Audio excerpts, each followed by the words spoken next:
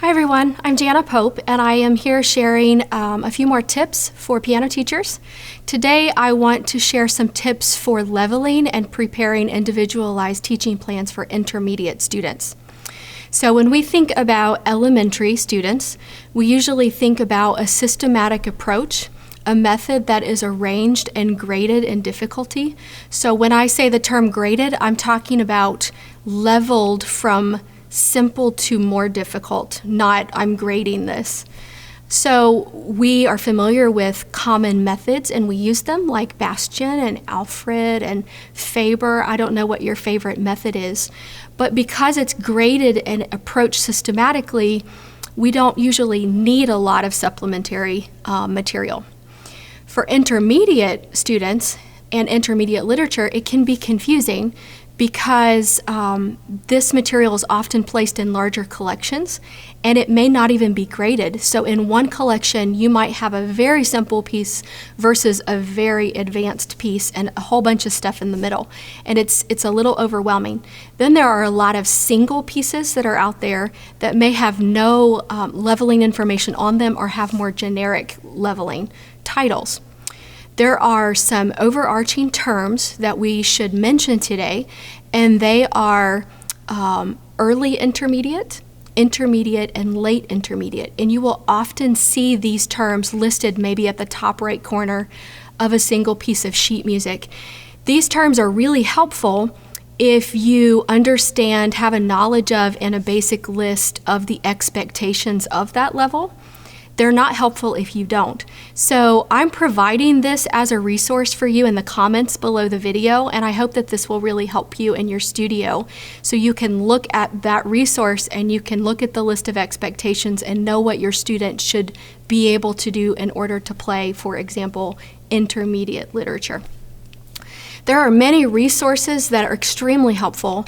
I could show you many books, but this one is by far my favorite and the one that I use in a lot of my pedagogy teaching here at GBS, and it's The Pianist's Guide to Standard Teaching and Performing Literature by Jay McGrath. It's a wonderful resource. It is divided into time periods, and so there's a section on Baroque literature, classical literature, Romantic literature, and then 20th century literature. And then within each of the larger sections, composers are listed alphabetically. Now, McGrath, when she was researching this project and putting it together, she came up with a system of leveling that gives basic leveling from 1 to 10. For our discussion today, level 1 for this is about level 3 of most common elementary methods. So that kind of gives you an idea of where the leveling starts. And then 10 would be a very advanced pianist going into piano performance at the college level. So you might look and find composers in here, and then all of the pieces listed have a designated level, so you don't have to do any of that work yourself. Isn't that amazing? You will notice some composers, you'll see things that are missing. For example, Chopin, there's hardly anything in here for him because he didn't really write very many easy pieces. And so there's nothing in this collection that is below level 1 or above level 10, but this is a fantastic resource for you. So with that being said, students can remain within a common method series into their early intermediate and intermediate levels, but learning and thinking about when do I start moving the student away from the method and how do I correlate literature to meet that level and start to move them out into graded intermediate literature. This can be very challenging, of course. So there are some important and helpful graded collections that can be reviewed and selected as core material, and I would suggest early on in teaching for sure to use those graded collections and compare supplementary material that perhaps doesn't have any graded information on it, using the level resources we talked about already, and also some criteria like what are the technical skills required in this piece? What are the hand-together requirements? What are the accompaniment patterns? The chords, the key signatures, use of accidentals, rhythm patterns, the hand span of the piece, and then even changes of position or register. So there's a lot of collections. I'm just going to list a couple for you to have quick at hand and think about. Bastian's Piano Literature series, I have that right here actually. Volumes 3 and 4 particularly deal with intermediate graded literature. Alfred's Essential Keyboard Repertoire, Volumes 1 and 2. Faber's The Developing Artist series has preparatory levels through Volume 4. Music for Millions, for intermediate students, I would suggest looking at volumes 17, 27, and 37.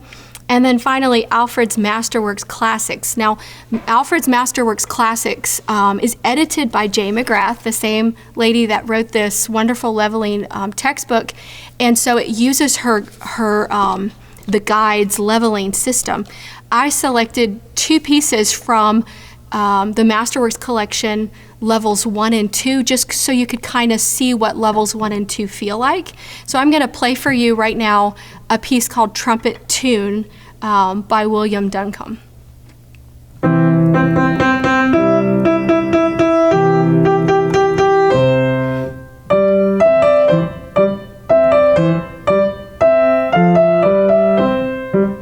I'm going to stop right there for the sake of time.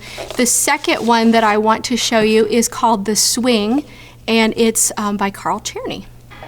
You can tell that the left hand is a little more complex, not quite Alberti based, but at least a broken chord pattern, and then you can also see the difficulty of the compound time signature in the 6/8.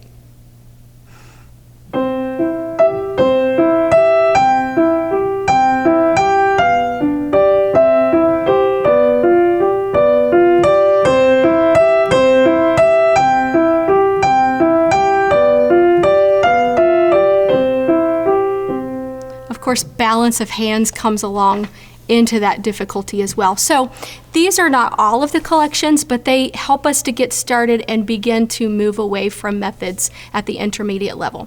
And finally today, I want to give you some examples of how to get a student from point A to point Z versus assigning really important literature pieces without proper preparation. So we've all had students that are just dying to play Furry Lease or Clair de Lune or something similar to that, and we want to give them those kinds of pieces, and if we're not careful, we give those pieces before the student is ready, and they play maybe the A section and they can never master the rest of the piece, and everybody's frustrated. So when we're preparing a student, we should think maybe through a cycle of a couple of years even, and gradually adding different levels, graded levels of the same composer, or at least similar material to that composer to prepare them for that. This obviously is a time-consuming process because there's so many composers and styles. I've included down below in the comment field some examples that might get you started, but right now I just want to give you one example, a very brief example. I can't show you all of the pieces. And that is preparation for the Prelude and Fugue in C major from the Well-Tempered Clavier Book 1. So that's a very important piece, but we would never want to give that as the first Bach piece that anyone plays. So we would probably begin coming, maybe still while we're in the method book, and honestly, some of these are in the method books. So the first one probably, and then some in the same level, probably several minuets and musettes from the Anna Magdalena notebook and the Wilhelm Friedemann notebook. Stuff like this, you know this minuet in G.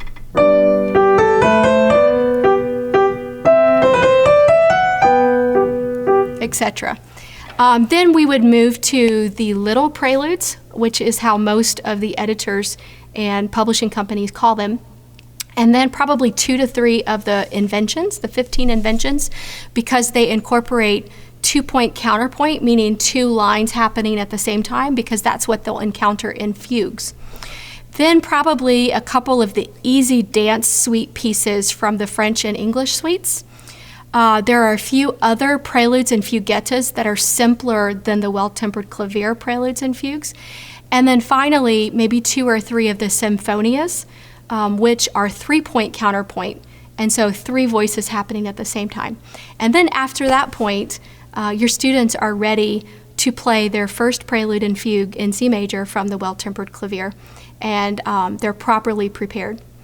Well, obviously, I'm just scratching the surface of this topic, and there's no way we would need days and days to talk about this, and hopefully we can sometime. I would love to do that.